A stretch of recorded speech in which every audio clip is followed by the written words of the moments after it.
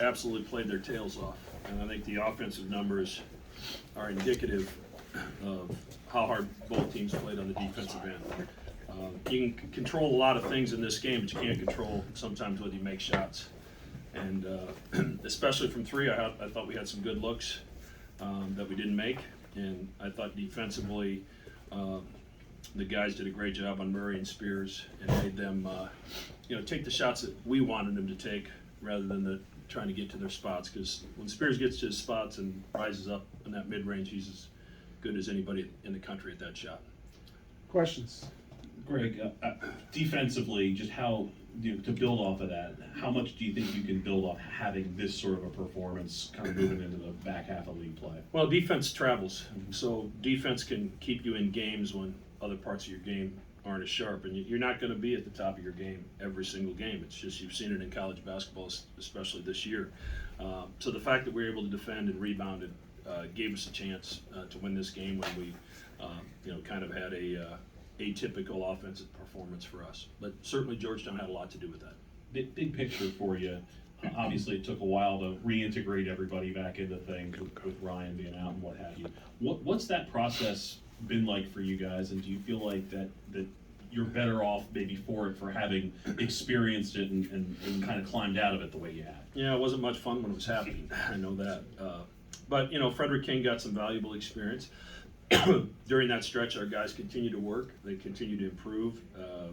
Nobody pointed any fingers. We were married to the process of getting better and talked a lot about this season being a marathon, not a sprint.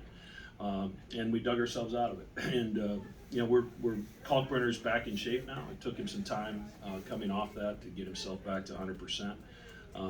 But he's very important to what we do on both ends of the floor, and having him back and healthy has had a huge impact. Kalkbrenner, number 11, and Kaluma have really improved their game since they've been under your tutelage. Talk about that effort.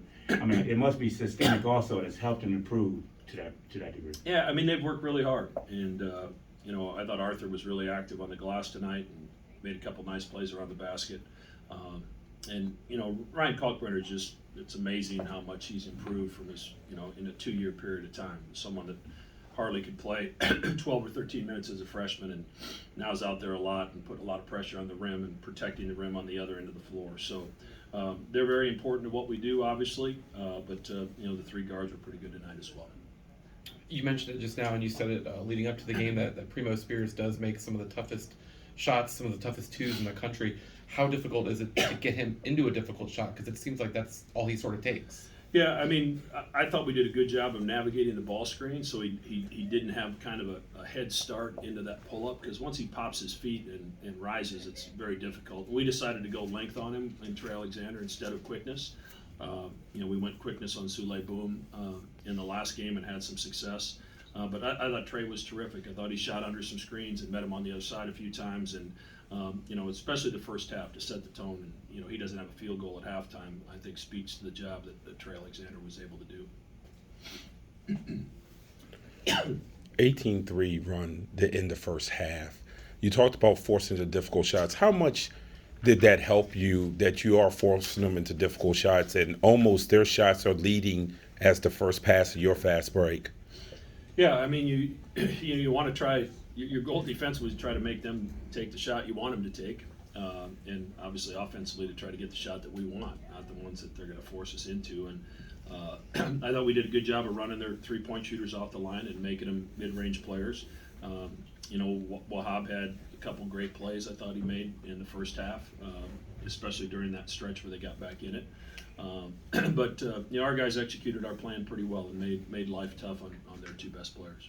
One of the foundations of your program is number 11, rim running hard and then diving hard constantly. Talk about how does that pressure defenses? How does that challenge defense?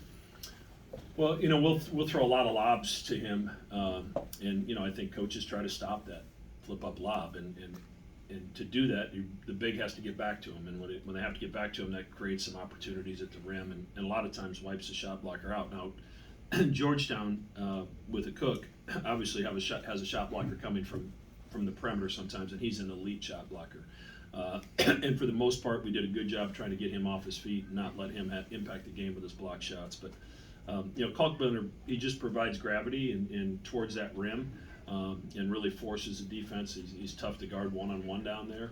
And then defensively, he's one of the best rim protectors I've ever coached.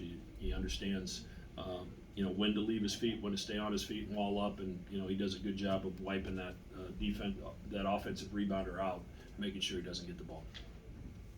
Anything else? Thank you. Thank you. Good luck. Thank you.